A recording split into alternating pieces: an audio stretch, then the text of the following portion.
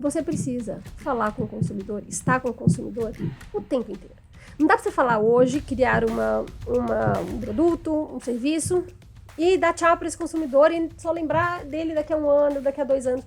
Não existe isso, porque o consumidor são pessoas e elas mudam. O contexto mudou, alguma coisa apertou um botão ali, já mudou, a motivação para o consumo vai mudar. O que eu posso dizer é que tecnologia para a gente são viabilizadores, né, de vontade e de comportamento. É o grande viabilizador. Então, apesar de estarmos falando sobre AI, o que devia preocupar e tirar nosso sono é o aspecto humano das nossas operações.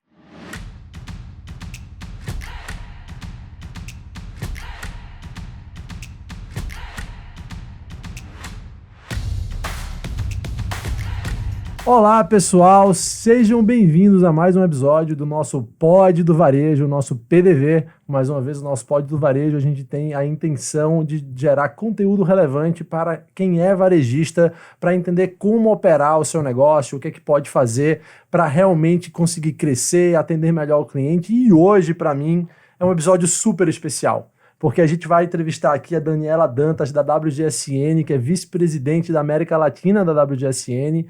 E eu sou fanzaço da marca, eu uso a marca desde que me entendo por gente no mundo corporativo para acompanhar as tendências de mudança de comportamento de consumo. Usava quando trabalhava em moda, continuo usando quando trabalho aqui com tecnologia, para poder entender melhor para onde o mercado está indo, para onde o consumidor está indo. E a gente vai bater o papo aqui hoje sobre o consumidor de 2025. Então, um reporte super fresquinho que a WGSN acabou de lançar para a gente entender as mudanças de comportamento de consumo, porque eu acho que vocês têm uma frase que vocês normalmente gostam de começar o report, que eu acho muito forte, que é: o consumidor de ontem não é igual ao consumidor de hoje e não vai ser igual ao consumidor de amanhã, que a única certeza que a gente tem é a mudança constante, e a WGSN existe para acompanhar essas mudanças e ajudar as empresas a criar as estratégias que vão ser relevantes no futuro. Então, poxa, Dani, bem-vinda. Então, Dani, primeiro se apresenta pra gente, conta um pouquinho quem é a Daniela, além do CNPJ, aí, além da WGSN, um pouquinho da tua trajetória profissional. Beleza, vamos lá. Sou Daniela Dantas, trabalho com tendências aí há quase 15 anos, na WGSN há 14, bastante tempo, mas saindo do CNPJ, sou casada com o Mário, tenho 2 filhos lindos, o Nico, de 5 anos, vai fazer 6, e a Alice, que acabou de fazer 9 meses. Sou mineira, moro em São Paulo há 20 anos já, mas as pessoas ainda me perguntam se eu sou de Brasília, porque ninguém me pergunta se eu sou de Minas, todo mundo acha que eu sou de Brasília por conta do sotaque misturado. E é isso, hoje eu estou à frente da operação da WGSN, adoro, apaixonada pelo que eu faço, não só pelo produto, mas pelo time que eu represento. E, enfim, 2 filhos maravilhosos, uma relação bacana, então acho que é isso, assim, o resumo do resumo. Que legal, Dani. Poxa, que jornada de trendsetting pesquisa, né? Você tem. Então, acho que, poxa, vai ser muito rico para todo mundo que está escutando a gente aqui. Bem, a gente começou falando das mudanças e transformação de comportamento de consumo. E eu costumo dizer para todo mundo, quando eu converso, que as empresas estão constantemente atrasadas. Elas estão constantemente tentando seguir e entender aonde o consumidor está para conseguir modificar. O consumidor é muito mais rápido do que o que as empresas conseguem ser. E vocês lançam essa série, né, que é um report que tem há um bom tempo aí, como é o consumidor há 2 anos à frente. Todo ano vocês vão divulgando para que as empresas se preparem e se estruturem e montem seus negócios. Então, fala pra gente um pouquinho como é esse report que vocês constroem e qual é a base para vocês criarem isso, e depois a gente entra mais no detalhe do conteúdo dele. Claro, claro. Eu vou dar um passo atrás, que você começou falando de WGSN, achei bem interessante o jeito que você falou, da frase que a gente usa, né, que assim, o resumo é: a mudança é a única certeza, e a gente tem um trocadilho que eu particularmente gosto muito. Toda vez que eu vou dar uma palestra eu começo explicando dessa maneira. Então, o nosso trabalho é sermos trend forecasters, então é fazer previsão de tendências, mas na prática é change forecasters, né, então nosso trabalho na prática é prever as mudanças antes que as pessoas possam prever. E por que a gente faz isso mais rápido do que as marcas? Porque a gente só faz isso há mais de 20 anos, todos os dias, e todas as pessoas estão olhando para todos os movimentos, as primeiras indicações de uma mudança, a gente está lá mapeando, entendendo e fazendo todos os cruzamentos para poder indicar para as marcas. Então, quando as pessoas falam, futurologia, pesquisa de tendências não é futurologia, e não é mesmo, é de fato, a resiliência ali de você ir todos os dias pesquisando e entendendo, aqui está começando a mudar. Esse padrão que era dessa maneira está começando a indicar para o lado X ou Y, e esse é o nosso trabalho. E aí, falando sobre o reporte de consumidor do futuro, esse é um paper que a gente lança todos os anos, e apesar da gente dar um indicativo de data, então eu até vou dar um tom aqui de 2025, são movimentos que já estão acontecendo, que já estão em ascensão, que a gente costuma direcionar. Então, normalmente são 4 grupos de consumo. E qual que é a metodologia que a gente faz? Esse é um report que a gente sempre costuma falar, começa falando de sentimentos. Então, toda vez que eu vou apresentar ele, eu gosto de fazer uma introdução do porquê, né? Porque as pessoas de mercado, se começa a falar de sentimentos, eles, nossa, mas isso é muito conceitual, eu quero saber na loja, lá no caixa, como é que isso impacta a minha operação. Enfim. E na prática, por que começa com sentimentos? Porque os sentimentos são, de fato, o primeiro gatilho propulsor para uma ação. E um comportamento de consumo, ele é uma ação de alguma maneira, né? E quando a gente entende o sentimento como o primeiro gatilho para um comportamento específico, essa é uma teoria muito nova. Então, assim, a teoria das decisões, vai ter uma teoria que ganhou o Nobel, acho que em 78, é uma teoria que foi a primeira vez que o ser humano entendeu que nós não conseguimos ser 100% racionais, que existe uma influência das emoções e dos sentimentos na tomada de decisão. E, ao entender isso, e ao se especializar nesses movimentos, nas mudanças de comportamento do consumidor, a gente entendeu que a primeira coisa que a gente precisa começar a mapear são sentimentos. Então, a partir do momento que as pessoas começam a falar sobre determinado sentimento, a partir do momento que doenças começam a ser diagnosticadas em maior ou menor volume, essas coisas vão impactar as ações, que vão impactar a forma como a gente consome. Então, é claro que eu estou dando um foco específico para consumo, como impacta varejo, como impacta marcas, porque WGSN tem nós somos B2B, então trabalhamos para outras empresas, com outras empresas, mas o mais importante é primeiro que a gente está falando sobre pessoas. Então, a gente começa mapeando os sentimentos, fazendo bem a partir do listening, do social listening, que não está só ligado às redes sociais, mas muito às redes sociais. Então, entendendo quais são as temáticas que são levantadas e, de novo, sobretudo, os sentimentos. Ao entender esses sentimentos, a gente começa a plotar isso nos grandes contextos. Então, por exemplo, agora a gente tem um grande contexto, não preciso nem dizer sobre a hiperconectividade, sobre policrise. Então, assim, é a primeira vez que a nossa geração está vivendo um contexto com muitas crises muito grandes ao mesmo tempo. E isso muda comportamento de consumo, isso traz sentimentos diferentes e muda comportamento de consumo também. Quando você coloca num contexto específico, tem uma ação diferente. Vou abrir uma outra janela aqui, que é um exemplo que eu gosto de dar para as pessoas entenderem um pouquinho o nosso trabalho, que é comportamento humano, quando a gente estuda comportamento humano.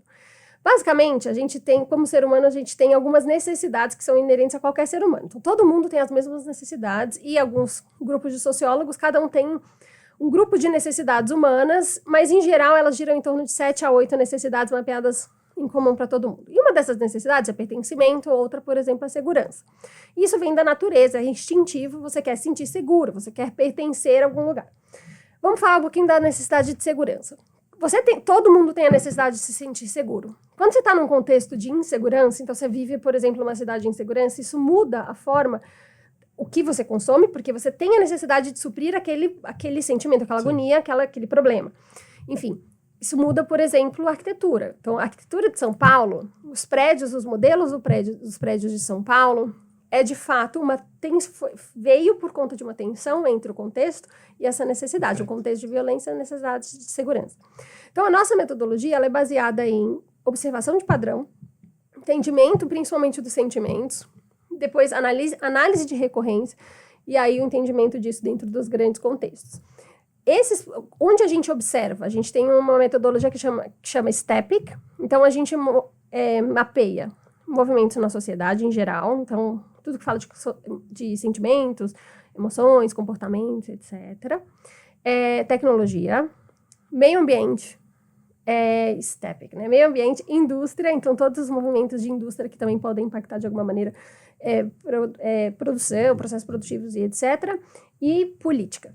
Então são esses, políticas e criativo, desculpa. Eu acho que eu mudei a ordem, mas são esses os principais 6 pilares que a gente está sempre mapeando para entender quais são as mudanças. Então, é daí que vem a premissa para todo ano a gente entender, olha, esses são os sentimentos, essas são as emoções, e com isso, explotado dentro desse grande contexto, a gente vai direcionar, tem esses X grupos de consumo, normalmente são 4, e a gente dá um nome, enfim, para ficar mais fácil das pessoas lembrarem, mas basicamente são 4 direções, assim, de consumos importantes para o mercado saber. Que incrível. Bem, é excelente a gente entender a metodologia, como funciona, entender que isso é um estudo super rigoroso para poder chegar nessas tendências e essa observação que você fez. Cara, a gente só faz isso e só faz isso há mais de 20 anos. E por isso que vocês são referência sobre trend setting e também sobre mudança de comportamento de consumo.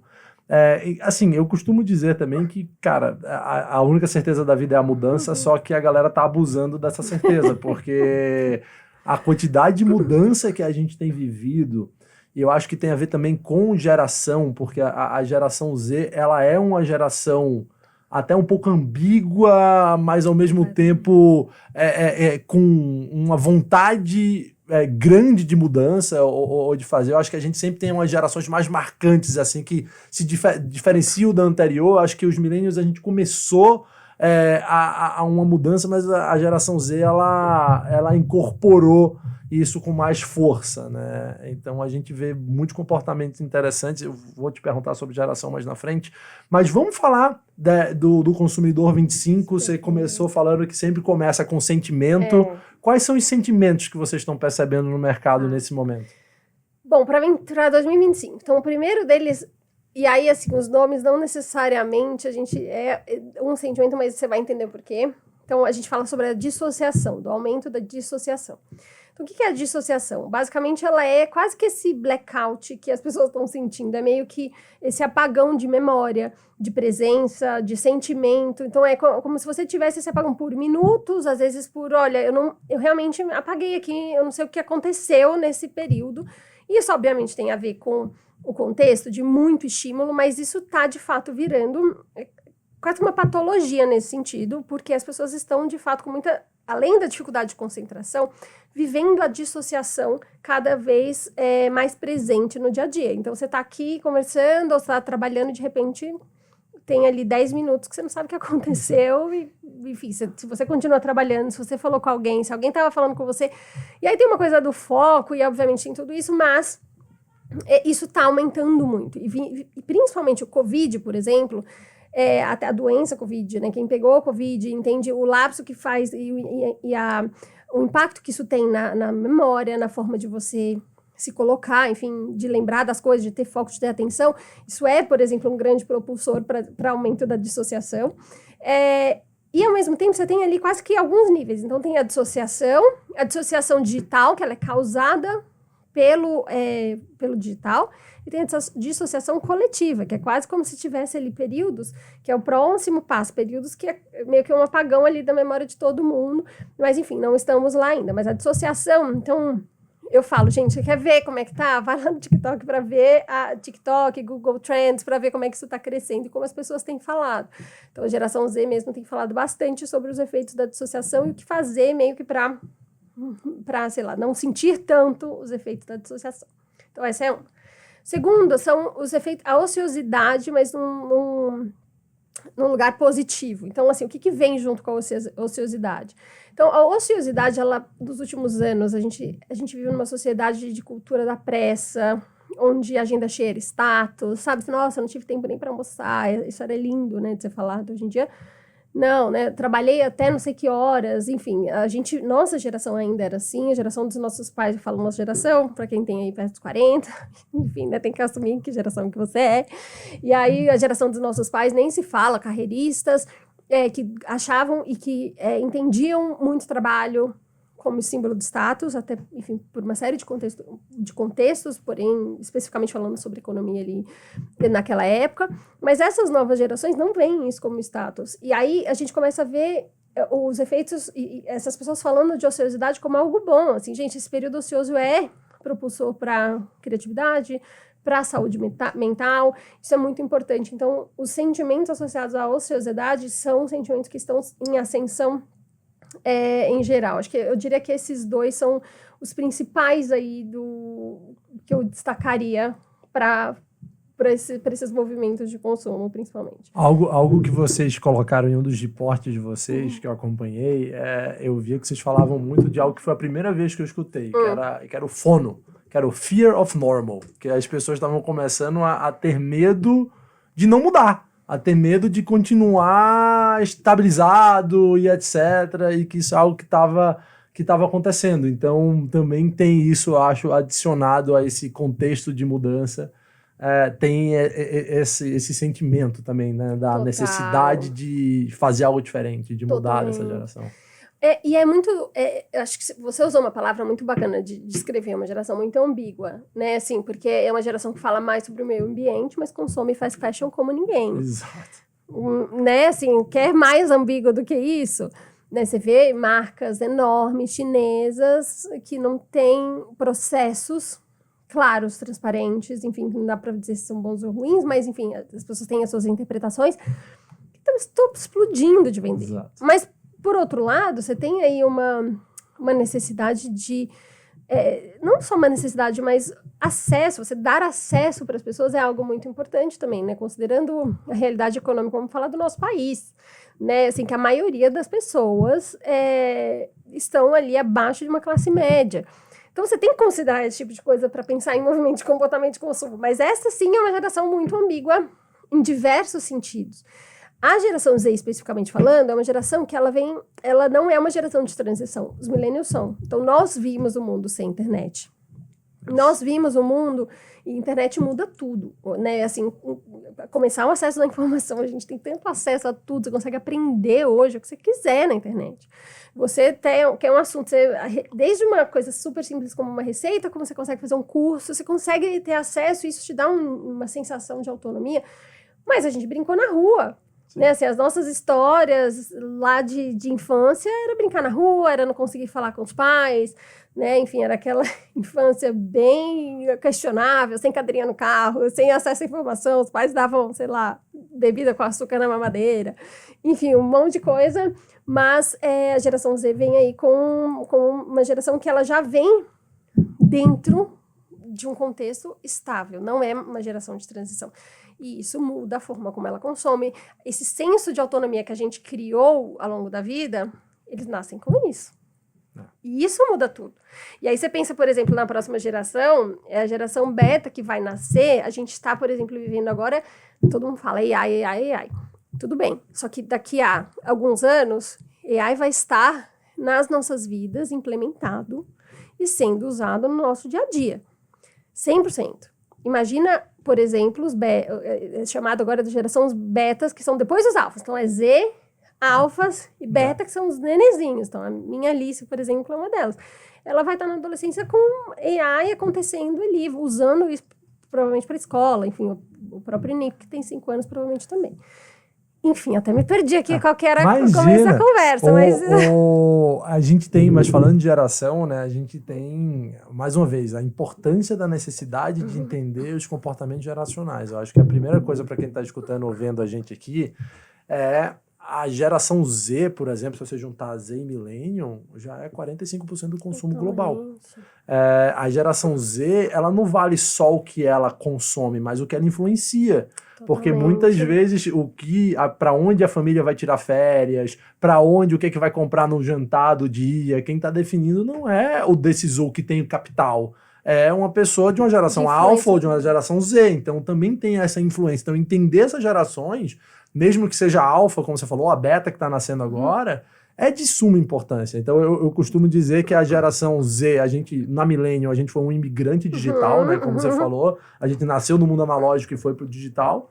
O Z é o nativo digital e a gente tem o alfa, que ele já é o nativo metaverso, que ele já nasceu com o tablet na mão, o Roblox, o joguinho faz parte da vida dele. Totalmente. E uma coisa que é interessante, que é outro dado pro pessoal, para essa geração alfa, o pessoal aí com menos de 13, vamos dizer assim, 40% deles falam que já preferem comprar um produto digital ou ganhar de presente um produto digital do que um produto físico. Ou seja, para quem tem filho em casa, pergunta se quer ganhar uma roupa ou Roblox para comprar uma roupa pro avatarzinho, que é um joguinho que ele joga todo dia.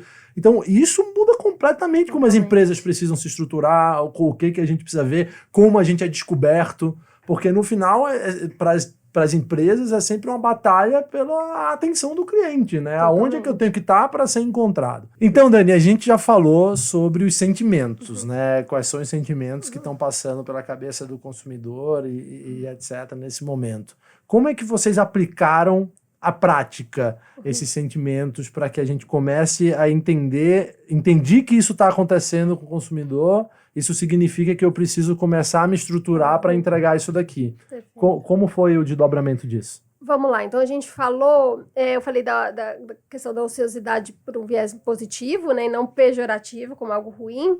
E aí, como é que isso se desdobra, né, em ascensão? Então, por exemplo, hoje, quando a gente fala, vamos falar de varejo especificamente, mas não só varejo, a gente tem uma força de trabalho que daqui a pouco, ela vai ser... Hoje são 4 gerações convivendo juntas dentro do ambiente de trabalho, só que as gerações mais novas, elas estão ganhando cada vez mais relevância por motivos óbvios, que eu não preciso nem explicar, né? As pessoas vão se aposentando, saindo e vai entrando outras gerações. Isso, por exemplo, para varejo específico, são pessoas que começam a questionar o uso do tempo. Então, assim, olha, eu não quero trabalhar, por exemplo, numa escala de varejo 6x1, por exemplo. Isso para mim não faz sentido, independente da classe social que você é. Então, hoje, a Ásia é um balizador importante para a gente na medição de comportamento, principalmente em aplicação de varejo. Hoje, a Ásia vive uma crise de mão de obra para varejo muito importante na cadeia como um todo. E começando do setor logístico, que influencia diretamente, por exemplo, no digital, né? A gente fala, tem que oferecer o delivery no mesmo dia, mas já está na Ásia os consumidores não querendo entrar, por exemplo, em setores logísticos, em varejo, especificamente, e também estão vivendo uma crise até de sucessão, porque as próprias pessoas dentro desses sistemas não estão querendo trazer os filhos ou a outras gerações, porque sabem que aquilo não cola. Então, por quê? E muito tem a ver com a forma como esses consumidores e essa nova geração enxerga e se relaciona com o tempo e vê isso relacionado, enfim, com status ou, no caso, não, né? Assim, o tempo para mim é dinheiro, o tempo para mim é importante, então isso vale alguma coisa. E a gente antes via o tempo com um investimento muito importante, à medida que foi passando o tempo a gente entendeu, só que hoje, o retrato de hoje é uma geração que está, assim, tendo burnout cada vez mais. As empresas não estão sabendo lidar com o burnout dos gerentes, por exemplo, das pessoas que têm times, equipes. Isso, daqui a 2 anos, por exemplo, vai ter um impacto em diversas cadeias, e de novo, varejo especificamente, mão de obra. Como é que a gente resolve? E é muito importante, o varejista, ele precisa começar a se preparar hoje para ter uma mão de obra qualificada para a loja dele, se é uma mão de obra ou se é uma tecnologia que vai ajudar, mas o aspecto humano, ele sempre vai existir. E talvez ele seja a parte mais complexa da operação a partir de agora, porque a tecnologia você ainda controla, mas o aspecto humano não. Então, quais as vontades das novas gerações, elas são muito importantes. Trazendo um pouco isso para varejo, mostrando um pouco do que a gente vê com os nossos clientes, porque com certeza isso é algo que a gente tem sofrido, e fazendo um aspas rápidos aqui, quando eu fui a Nova York agora fazer pesquisa de tendência, eu fui com um amigo e tem muita placa de procura-se funcionários para trabalhar. Tipo, tem uma escassez de mão de obra, como você já identificou. E o engraçado foi que a gente foi tentar perguntar sobre a placa, a gente chamou o gerente da loja e a gente perguntou sobre a placa, esse meu amigo perguntou e ele não fala muito bem inglês. E ele perguntou, disse, olha, o que é aquela placa ali, né, que vocês estão procurando, como é que tá esse negócio, não está com dificuldade de mão de obra? E aí ele perguntou, por que você quer começar agora? Se você quiser, você pode começar. Ele, não, mas eu não falo inglês bem. Aí ele falou, o seu inglês está ótimo, pode começar desse jeito, para você ver como o que isso já está lá fora. Então, eu acho que o Covid acelerou muito isso, né? Porque as pessoas, elas começaram a entender e a valorizar mais o seu tempo, a indulgência e tudo mais. Mas coisas inteligentes que eu tenho visto o varejista fazer. Tem muita gente colocando uma meta da semana e se o vendedor bate a meta, ele folga o final de semana. Então, por exemplo, você tem a meta, você tem que atingir, não dá para fugir que varejo é venda. Totalmente, tem que estar muitas vezes no físico. Tem que estar no físico, etc. Mas eu achei algo super inteligente. Totalmente. Você tem a sua meta da semana, você bateu a meta durante a semana, você folga o final de semana. Outros têm vendedores que já são contratados sabendo que ele tem o final de semana. Por exemplo, olha, você vai trabalhar daqui até aqui e para ter talvez um vendedor que priorize isso, né, que final de semana seja importante, etc. Então ele já tem garantido o final de semana. E aí ele tenta organizar a escala dele para que isso funcione. Então, com certeza é algo que a gente percebe no varejo e com certeza é um desafio que as empresas vão ter sim que acomodar, porque uma outra tendência que a gente tem dentro do varejo é a gente fazer a própria loja vender. Usar o visual merchandising da loja, usar o tag que você coloca no produto para ela informar o seu cliente. O atendimento ele continua sendo super importante, mas devido à dificuldade de se manter uma equipe bem treinada, feita e constantemente o cliente chegar com mais informação do que a equipe de venda, o varejista está começando a usar o visual merchandising da loja, o jeito que ele organiza, as mensagens, QR Code no produto para o cliente poder consultar o produto e ele tomar a decisão sozinho. Então, isso também é um pouco de outro desdobramento. É claro que eu acho que a gente vai achar ainda a fórmula mais adaptada, mas são iniciativas que eu estou começando a ver varejistas fazerem, que eu acho que fazem sentido e tem a ver com o que você trouxe da ociosidade, dessa valorização do tempo de qualidade para você.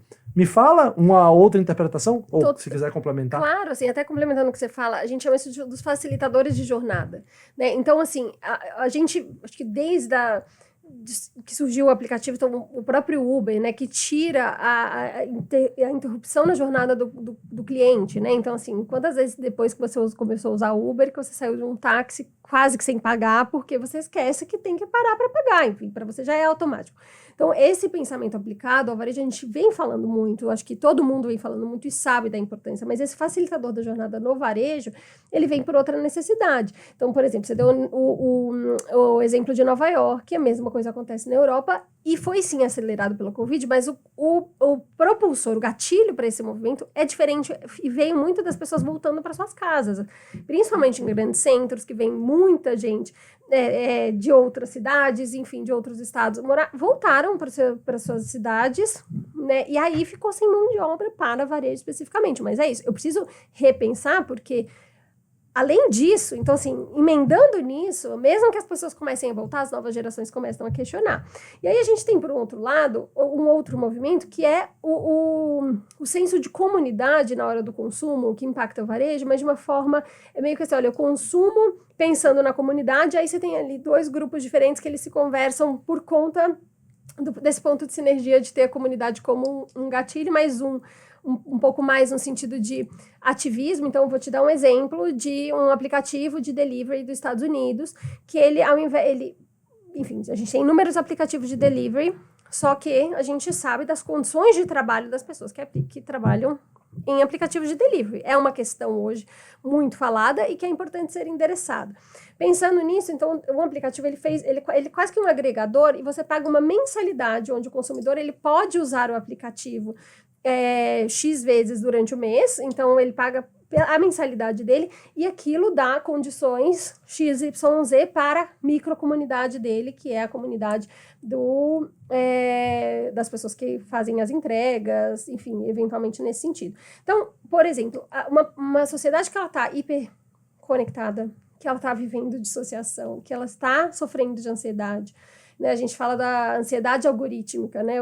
Você fica ali 2 horas imersa no seu mundo particular, que é individual. Ela começa a voltar para o coletivo, ela precisa. E essa é a grande diferença. A gente hoje fala, né? Eu preciso desconectar, mas daqui a pouco vai ser necessário, vai ser diagnóstico, vai ser coisa de médico, sabe assim? Do tipo, você só pode se conectar X tempo. Porque, enfim, e isso... O varejo ele tem que voltar, o varejo, as marcas, elas precisam responder a isso de uma forma diferente. Como é que você está me fazendo viver em comunidade? Ou qual é a comunidade que eu pertenço? Então, o consumo, ele vem, por exemplo, que a gente tem visto muito, e é, de novo, um tema que é falado, mas que está em ascensão. Isso é muito importante da dinâmica das tendências, que é a história do nicho. São as microcomunidades nichadas. Isso vai se empoderar de novo, porque é sobre profundidade. Né? Então, a gente está numa era que é conveniência pela velocidade e a gente vai entrar numa era de conveniência pela qualidade. Então, assim, tudo bem eu esperar 2 dias pelo delivery, não precisa ser 2 horas, mas eu preciso ali ter o mínimo que funcione. Então, esse tipo de movimento linkado à comunidade, ele vai ser importante. A vida em comunidade, a gente fala até do conceito de MVC, né? Tem o MVP e o Minimum Viable Community. Então, como é que você cria? Não precisa ser uma coisa gigantesca, mas é sobre o seu nicho, a sua comunidade. Então, já estão surgindo aplicativos que, de fato, querem falar em profundidade com uma determinada pessoa, porque não adianta você falar com todo mundo isso. No varejo, ele pode falar... É isso, se eu vou cuidar dessa comunidade, eu preciso servir ela melhor, eu preciso falar com ela melhor, eu preciso atender ela melhor. Então, ela precisa talvez começar micro para depois ir se estendendo dentro de um varejo, por exemplo. Muito legal. E nessa parte de comunidade, eu acho que para quem está enxergando a gente, eu acho que o começo é por você ter muito claro qual é o propósito que a sua empresa quer resolver, qual é o propósito de existência da sua empresa que precisa ir além da compra e venda de um produto. Totalmente. Porque para se conectar com a comunidade, você precisa se conectar com os valores. Totalmente. E aí, eu acho que esse é algo que o varejo brasileiro ele tem muito a evoluir. Porque a gente, não estou dizendo que lá fora é perfeito, até porque cada vez mais tem diminuído o gap entre o que a gente faz aqui no varejo brasileiro e o que a gente faz no varejo lá fora. Mas é muito comum a gente entrar na loja lá fora e a primeira coisa que você olha para a direita ou para a esquerda tem um statement do que é a marca, porque ela existe e quem ela quer atender. Uhum. Aqui a gente não conceitua, a gente não posiciona de forma clara quais são os valores, o que a gente faz. E aí, falando de geração, é algo que principalmente a geração Z, apesar de ser ambígua, ela quer saber. Totalmente. Ela quer saber quem a empresa é, o que ela defende, se os valores são iguais. Eu acho que algo que é bem icônico para mim, acho que faz uns 4 anos, a Nike fez uma campanha com um jogador de futebol americano chamado Koperniak. E esse cara, toda vez que chegava no hino americano, ele se ajoelhava em protesto contra a violência contra negros nos Estados Unidos. E aí, muita gente, na época, os republicanos que estavam no poder, questionavam, dizendo que ele estava sendo desrespeitoso com o hino e que isso não era legal e etc. E ele continuou fazendo, depois o time todo começou a fazer, depois criou um movimento. Esse cara acabou não renovando o contrato dele na NFL. E a Nike pegou ele para patrocinar e usou ele de campanha publicitária. E eu lembro que a frase que me marcou muito era esteja disposto a arriscar tudo pelo que você acredita. E isso é um exemplo de uma empresa tomando partido. Totalmente. Tomando lado. Eu defendo o que esse cara estava fazendo. Totalmente.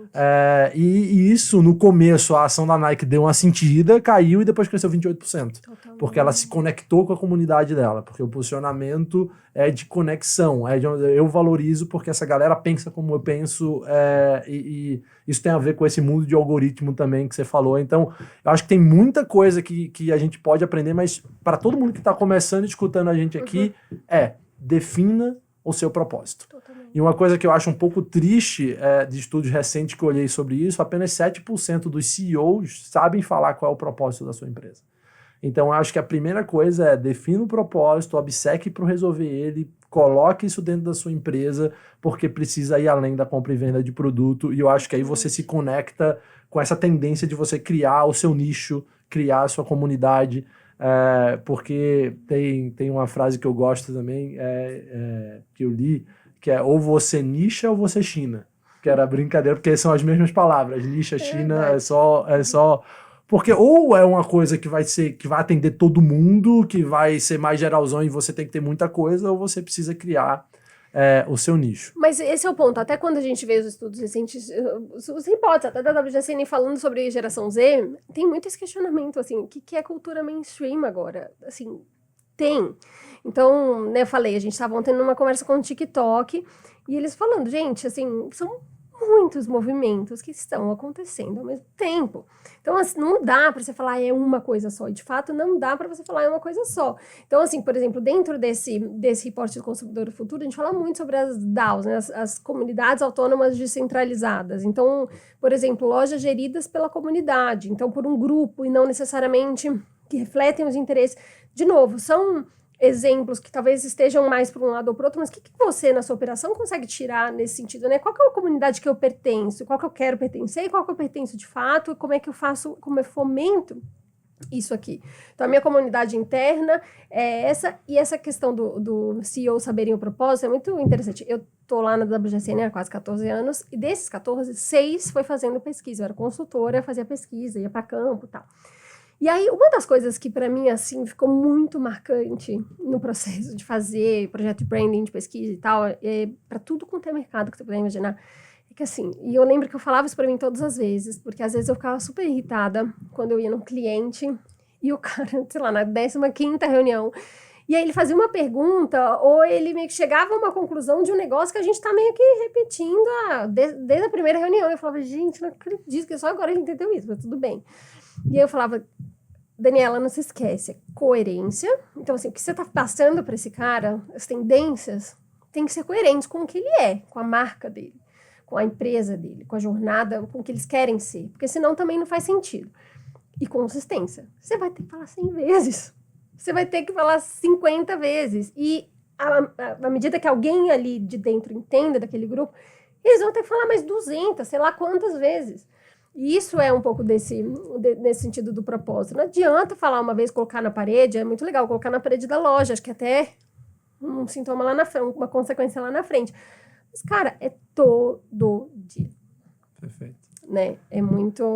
E as marcas com um propósito claro, elas têm mais facilidade para reter, elas têm mais facilidade para atrair pessoas para trabalhar também. Então, eu acho que é algo que vai além só do consumo.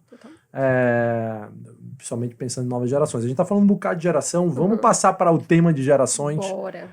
Você já explicou um pouquinho para a gente, né, para todo mundo aqui entender como funcionam as gerações, então, que a gente tem quase 5 gerações convivendo ao mesmo tempo no mercado de trabalho hoje. Mas fala para a gente um pouquinho das gerações e uma observação pessoal minha que eu não sei se vocês percebem na WGSN, que assim, o que eu tenho percebido olhando dados de mercado e das pesquisas e etc, é que existe, independente das gerações serem bem diferentes, existe uma influência, na minha opinião, muito forte das gerações novas às gerações antigas. Sim. Porque, vou dar um exemplo, coisa simples, pick-up in store. A gente via disposto a fazer pick-up os mais novos. O pessoal queria e etc, queria ir na loja, e aí de repente a gente vê as gerações X, as gerações mais velhas fazendo isso. Aí a gente teve a parte de sustentabilidade. Todo mundo começou a falar, não, vamos fazer economia circular, aluguel saiu de ser uma coisa brega para ser uma coisa de smart choice, dizendo, olha, a coisa mais inteligente que você pode fazer, seja pelo meio ambiente, seja por preço. Então a gente começou a ver segunda mão, aluguel e revenda muito forte na geração Z, e hoje a gente não vê diferença em geração. A gente vê as gerações dispostas à economia circular, a achar que comprar usado e etc é uma coisa legal. Existe, essa é a minha primeira pergunta, essa influência das gerações? Assim, a geração começa aqui com a mudança e ela vai influenciando as próximas. E fala um pouquinho de gerações e das principais diferenças que você vê hoje nesse mercado. Vou começar dos mais velhos, então vamos falar dos boomers, né? Assim, vamos acima de 60, 65 anos. Os boomers estão vivendo uma transformação na vida que tem um sociólogo brasileiro, o Kalash, que ele tem um termo que é feio. Desculpa, Kalash, mas é feio. Mas é muito claro que é gerontolescência, que é o seguinte. A expectativa de vida está aumentando e a gente tem não é um movimento, mas tem um comportamento que a gente vive quando a gente é adolescente, na juventude, que é um comportamento de descoberta. Nós estamos em fase de descoberta, a gente não sabe exatamente o que a nossa identidade é, então a gente vai testando, etc e tal. Então, essa geração Baby Boomer, hoje, ele passa por essa gerontolescência, que é o mesmo processo de descoberta. Por quê? Eles vieram de uma geração, de uma história de pós-guerra, onde, economicamente, estabilidade era o mais importante. As pessoas buscavam, não era conveniência, não era qualidade, não era bem-estar, era estabilidade. Essa era a máxima para essa geração. E eles trabalharam em empresas, carreiras sólidas, que sabiam que iam ter trabalhos, faziam o que precisava fazer para estar no mercado, para ter uma vaga garantida ali e não passar aperto. Porém, nossa expectativa de vida aumentou, essas pessoas se aposentaram e aí eles começaram a se ver aposentados com mais 30 anos. E aí vem uma crise. Então, assim, eu preciso me descobrir. Então, por exemplo, essa é uma geração que marcas que querem falar com elas precisam entender que elas estão passando por essa transformação. E você ser um viabilizador para isso acontecer, então, assim, eles estão indo para áreas criativas. Então, uma série de pessoas estão querendo fazer aquilo que nunca conseguiram fazer justamente por conta dessa busca incessante por estabilidade. Aí a gente vai para uma antes, que é a geração X, que a gente brinca que é a geração sanduíche. Então, baby boomers pós-guerra e millennials, que é a geração que a gente, dos empreendedores, né, dos startupeiros, da tecnologia, da internet, que ficou conhecida, geração Y e tudo mais. Geração X ficou no meio desse sanduíche e acaba que é uma geração que ela ficou meio que esquecida. Até falando em termos de marketing, né? Quando a gente começou a falar de gerações, já era Y. Então, as coisas, ela tá ali meio que no meio desse sanduíche entre Y e Boomer, porém, ela tem um poder de compra muito grande, tem um comportamento de compra diferente das outras gerações, mas sim, ela é influenciável, porque ela está aberta a ter novos hábitos de consumo, e isso é um comportamento mais transversal hoje a todas as gerações, muito por conta da facilidade em adaptação. Uma coisa sobre geração X, que é uma frase de um amigo meu que eu acho engraçado, que ele é da geração X. Eu falo, cara, minha geração é um problema, porque assim, eu aprendi com meus pais, com os meus avós, e eu tô aprendendo com meus filhos. Eu não ensinei pra ninguém, eu só aprendi. Então eu acho que isso é muito interessante sobre a geração X, né? Ela aprende com seus pais, aprende com seus avós e ela aprende com seus filhos. Exatamente. Então, por exemplo, muita gente se refere a essa geração como os cuidadores. Então, assim, estão cuidando dos pais e dos filhos ao mesmo tempo, porque os filhos ainda não saíram de casa e os pais estão em casa ainda. Então, de novo. Então, mas tem muito poder de consumo. É uma geração que em breve vai viver a mesma questão ali da gerontolescência nesse sentido, mas ela, até pensando no varejo, nas marcas, no marketing, ela é, de certa forma, mais esquecida. Aí a gente tem a geração, os millennials, que, enfim, que eu acho que mais foi falado, e agora é a geração Z, mas que são, de fato, os empoderados da tecnologia. Acho que a primeira geração que descobriu que poderia fazer acontecer de uma forma mais independente, sem uma estrutura prévia. Então, eu falo, os empreendedores dos anos 80 eram empreendedores da indústria. Então, você precisava de recurso, né? Assim, uma pessoa que vinha de uma condição social mais baixa, ela tinha muito pouca chance.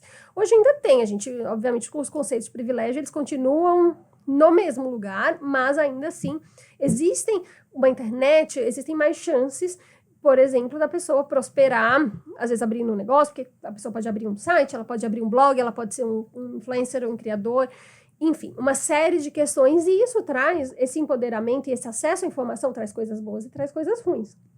E aí vem a próxima geração, que é a geração Z, que ela já vem nesse mundo hiperconectado, que é uma geração que ela começa, por exemplo, a questionar coisas como bebida, é uma geração que ela é um pouco mais saudável nesse sentido, droga, bebida. Por quê? Porque ela já é uma geração altamente ansiosa e depressiva, justamente por conta desse contexto, e mais do que o contexto, porque se você olha os grandes indicadores mundiais de problemas, a gente melhora à medida que o tempo vai passando, mas a gente tem mais acesso à informação, então é quase como se estivesse piorando, entendeu? Então, assim, é aquela coisa, quando a gente é ignorante, você não sabe dos problemas, sabe a pandemia, eu não vou ver jornal mais, e vou meio que fingir que nada está acontecendo, eu vou tomar aqui o cuidado, mas não dá, vou ficar muito depressiva. É isso, essa geração mais nova, eles estão em plena adolescência, com um acesso à informação nunca antes visto. Imagina, só pra você ter uma noção, a gente criou nos 2 últimos anos 90% das informações e dados que existem hoje no mundo. É surreal, assim, tem muitos anos de internet. Enfim, então é uma geração que tem muitas doenças nesse sentido, né? O contexto ele é mais difícil mentalmente falando. Então ele vem para questionar outros padrões. A gente tem também um outro ponto importante para essa geração. Os millennials foi uma geração que ela quebrou um padrão que vinha das outras de ascensão social, principalmente economicamente falando. Os pais da geração X e Boomers são mais bem-sucedidos que os millennials, porque os millennials falaram, não, eu posso ser o que eu quiser, vou seguir meu sonho. E tudo bem, meu querido, mas no fim tem que pagar a conta, e a gente vê isso nos indicadores econômicos hoje das gerações millennial, não tá tão bem quanto os pais da geração antiga eram, e os Zs vêm com essa ressaca, né, do tipo, tudo bem, eu sou empoderado, mas nem tanto, eu preciso pagar minhas contas. Então, já vem falando mais sobre, por exemplo, a relação financeira, já entende mais a questão da bebida, do álcool, da balada. É diferente a adolescência da geração Z, mas a depressão e a ansiedade, elas são 100% presentes e é o principal problema que essa geração tem, e obviamente impacta tudo. E aí você tem os alfas que estão sendo criados pelos millennials, que é a primeira geração com acesso à informação. Então é uma geração que de novo, comportamento é pendular. A gente vai para um lado. Então, a primeira geração que teve muito acesso à informação. Os millennials ficaram loucos com a informação, se embebedaram de informação. Os pais millennials são os loucos de ver os detalhes. Eu quero saber, assim, né, eu preciso ser a comida orgânica com ingrediente tal, não pode ter isso, não pode ter aquilo, esse químico não dá, e etc e tal. Mas não dá. Então, assim, a próxima geração de pais provavelmente vai ser mais equilibrada do que os millennials. E os alfas estão vindo, sendo criados por esses millennials. Mas, de novo, nativos digitais, eles vão vir nessa necessidade ainda numa cultura de achievement, né, de conquista, que os millennials acabam impondo. Isso vai trazer questões, ansiedade e depressão vão continuar como um contexto importante para a gente. E aí, enfim, os betas que estão falando aí com AI como contexto já é outra história, mas eu acho que panorama, assim, em geral, você já começa a entender mais ou menos como as dinâmicas acontecem. Incrível.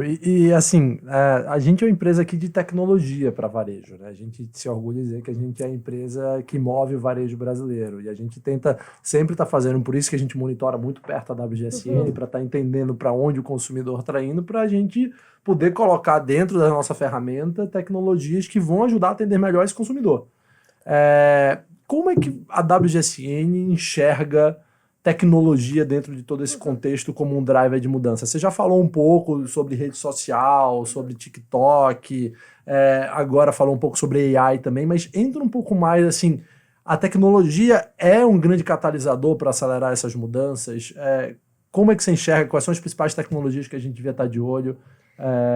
Fala um pouquinho sobre isso. Olha, vocês são mais especialistas em tecnologia do que eu. Então, o que eu posso dizer é que tecnologia para a gente são viabilizadores, né, de vontade e de comportamento. É o grande viabilizador.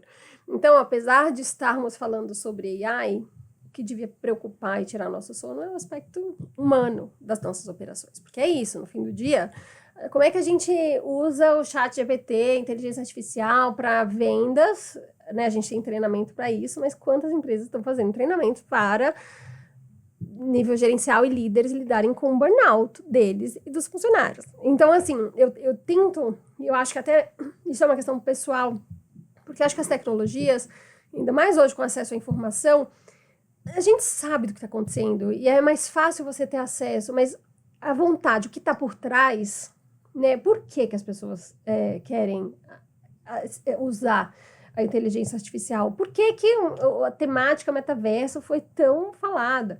Né? Assim, isso tem porquês. E o porquê é humano. Não tem jeito. Então, assim, o começo e o fim vai ser sempre humano.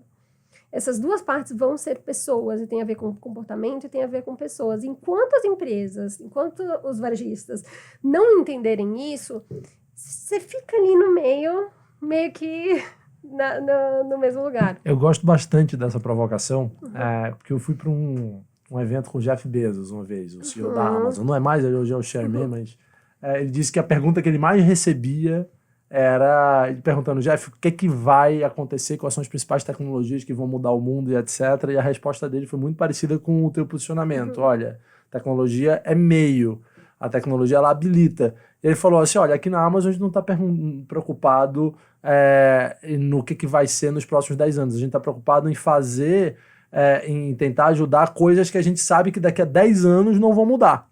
Porque eu não imagino daqui a 10 anos alguém olhar para mim e falar: Jeff, eu adoro a Amazon, mas vocês vendem barato demais, vocês tinham que vender mais caro. Você fez o melhor preço do mercado, o preço bom, vai ser sempre importante. Exato. Ele fala: eu não imagino daqui a 10 anos o pessoal chega pra mim: Jeff, eu adoro a Amazon, mas vocês atendem muito bem, vocês tinham que atender um pouquinho pior, cara, porque tá muito bom o atendimento. Eu falei: cara, atendimento bom vai ser importante hoje ou daqui a 100 anos. Exato. Eu vou falar: Jeff, eu adoro a Amazon, vocês entregam rápido demais, vocês tinham que entregar um pouquinho mais devagar, cara, porque tá muito rápido essa entrega. Então, essas coisas eu acho que é o principal, né? A gente focar no que a gente sabe nesse aspecto humano, que é importante, que não vai mudar. E uma área que eu me especializei, que eu acabei estudando bastante, é um tema de um professor chamado Clayton Christensen, que ele criou o termo disrupção. E o que eu gosto muito quando a gente fala de disrupção é que ele fala assim, o que normalmente muda não é o que a gente faz, e sim o como a gente faz. Então a gente está no momento de mudança do como. E para mim, falando de tecnologia, a gente tem um aspecto que eu queria que você falasse um pouquinho, que é muito forte na minha cabeça, principalmente nas novas gerações, que é a influência social. A gente tem uma geração mais abertas e mudou um pouco como as pessoas conheciam o produto ou se influenciavam, e as pessoas estão mais abertas para falar, me influencio sim. Eu me influencio sim por um influenciador que eu gosto, alguma pessoa que eu admiro. Você tem alguma visão sobre essa influência social que você podia compartilhar com a gente? A influência social é a raiz, sim, é o centro do trabalho da pesquisa de tendências. Então, assim, você entender a dinâmica de como esse ciclo acontece é você entender como uma tendência se dissipa ou não. Então, eu vou te dar um exemplo. Antigamente, a gente tinha a tendência se dissipando de uma forma linear. Então, você entende a pirâmide de difusão de uma tendência? Então, que é lá, 2% das pessoas são os inovadores, que são os artistas. Aí você tem ali mais ou menos 10% que são os early adopters, que são, eu brinco, que são os amigos dos artistas, que veem aquilo, acham aquilo tudo estranho, mas conseguem digerir aqueles comportamentos, aquelas temáticas, tudo que os artistas ou os inovadores estão criando e usar de determinada maneira. Aí vai para os trendsetters, que são amigos dos early adopters, e os trendsetters são responsáveis por divulgar para, de fato, a massa. E aí, por fim, tem os laggards, que são os últimos, né? Os que, de fato, adaptam uma tendência, que pegam uma tendência, ou que usam uma tendência ainda mais tarde. Esse era o ciclo linear. E, antigamente, o que você fazia? Você mapeava esses inovadores e os early adopters. Você ficava monitorando essas pessoas. Quem era dentro da moda? Então, assim, o desfile, os estilistas. Quem era dentro da tecnologia? Quem eram as pessoas que lançavam as tendências? Onde tá? Você mapeava aquilo? Eu falava, gente, como é que era muito fácil, sabe? Assim, hoje em dia, você tem um ciclo de influência que ele acontece muito rapidamente e ele é muito dissipado. Então, você tem, por temática, você tem, não importa classe social, não importa, enfim, gênero, importa, de fato, aquele tema específico. Então, o ciclo de influência, ele mudou. O tempo de disseminação de uma tendência, ela mudou de completa... de que uma tendência, ela começa incipiente, ela obviamente, está muito, muito menor por conta das redes sociais. E isso é do ser humano, por conta dessa história do viver em comunidade. Então, hoje a gente sabe que isso daqui não é você tá sozinho, apesar de parecer que você tá em comunidade. Então, é isso, você tá ali dissociando. Mas você sente inicialmente a rede social, porque você tá trocando comentário, você tem um like, você tem uma aprovação, você tem ali a sua rede com você, mas na prática, você tá sozinho. Então, o ciclo de influência, ele vem mudando e ele vai se dissipando e vai ficando muito mais difícil você mapear isso. Por isso que, assim, como marca, você precisa... as microcomunidades e nicho, eu até falo, gente, não é o nicho que a gente falava antes, né? Assim, acho o nicho lá e atinge. Não é, são vários. Talvez você vai ter 20 nichos, 50 nichos mapeados, sabe? Micro-nichos mapeados para você entender em profundidade e ativar em profundidade. Então, os ciclos de influência, eles viraram microciclos de influência. Porque é isso, você é influenciado por uma amiga que você sabe que gosta muito da temática XYZ e por isso aquilo, ela vai influenciar um grupo menor de pessoas, mas ela vai ter uma influência muito, muito mais forte do que, por exemplo, uma influenciadora enorme. Hoje em dia a gente está vendo, por exemplo, o nível de conversão de influenciadores enormes caindo absurdamente, justamente porque as pessoas já sabem a dinâmica. Então, assim, você falar, eu já sei que ela está sendo paga para falar disso para mim, então eu quero alguém de fato que entenda, que vai me recomendar alguma coisa que vai ser o máximo. Então, assim, ele está mudando muito e é muito importante a gente aplicar a lógica de nicho para o ciclo de influência também, não só para o varejo, mas também para o varejo. E uma coisa que eu acho que é um desafio adicional, falando de tudo isso, eu tenho um amigo que trabalha numa grande rede de farmácia. E ele falava, Thiago, tá difícil fazer previsão de demanda, porque as tendências, como você falou, elas surgem muito rápido e elas vão embora muito rápido. Então, no carnaval, teve uma tendência de usar lente transparente no olho, ele nem imaginava. Cara, acabou nas farmácias, não tinha onde encontrar mais esse tipo de lente. Só que se a gente for usar os dados do ano para fazer a previsão do ano que vem, do ano passado, que é o que a maior parte dos varejos fazem, né? Vou pegar os dados de janeiro do ano passado para prever janeiro desse ano. Ele vai encher de lente transparente na loja que não vai vender, porque ele vai dizer, não, mas no passado vendeu. Isso está cada vez ficando menos relevante. Exatamente. Então é um grande desafio para quem faz previsão e OTB, né? O Open to Buy, previsão de demanda. Mas, Dani, cara, que aula! Eu acho que, assim, a gente poderia ficar aqui conversando horas e horas, e eu recomendo para todo mundo que está assistindo aqui, veja de novo, veja devagar, porque tem muita coisa. Eu acho que a gente tem que começar a mudar o negócio, prestar atenção e devagarzinho. Mas eu tenho uma última pergunta para você, antes da gente ir para a nossa roleta do varejo, para a gente falar. E para mim, é a pergunta mais importante, que é: informação, ela tá quase virando commodity, vamos dizer assim. Ela, como você falou, ela tá disponível. Eu acho que o que a WGSN ela tem de grande valor é que vocês destacam a informação que, ó, dentro de todo esse milhares de informação que você tem, isso daqui você devia estar prestando muita atenção e fazendo alguma coisa.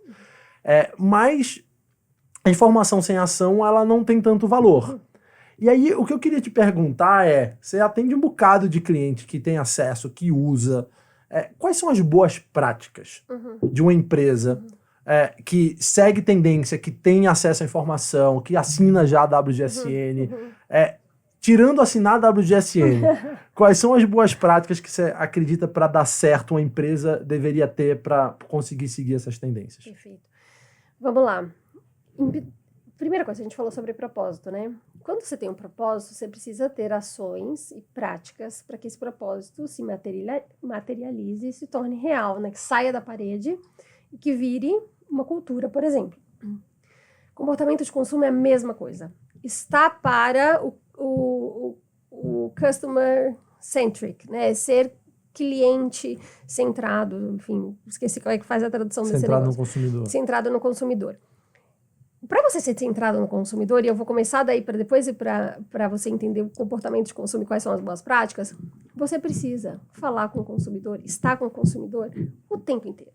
Não dá para você falar hoje, criar um produto, um serviço e dar tchau para esse consumidor e só lembrar dele daqui a 1 ano, daqui a 2 anos. Não existe isso, porque o consumidor são pessoas e elas mudam. O contexto mudou, alguma coisa apertou um botão ali, já mudou, a motivação para o consumo vai mudar. E o comportamento de consumo é justamente a mesma coisa. Então, as boas práticas é que a primeira coisa, antes de ter uma ferramenta, antes de ter uma WGSN da vida, isso precisa entrar no valor da empresa. E eu vejo isso cada vez mais entrando nessa cadeia de valor, né? As pessoas entendendo na prática, mas isso você precisa ter um método de aplicação. Então, é a mesma coisa de inovação. Então, tem empresas que têm lá inovação como valor, mas que não tem uma prática ali no dia a dia. Então, aquilo precisa se transformar. Você entender tendências, mapear tendências, deve ser alguma coisa tangível. Então, você precisa ter ali na parede da sua empresa que vocês são uma empresa que se importam com o comportamento de consumo, que prevêem comportamento, que prevêem e estão atentos às mudanças de mercado para que vocês consigam continuar relevantes.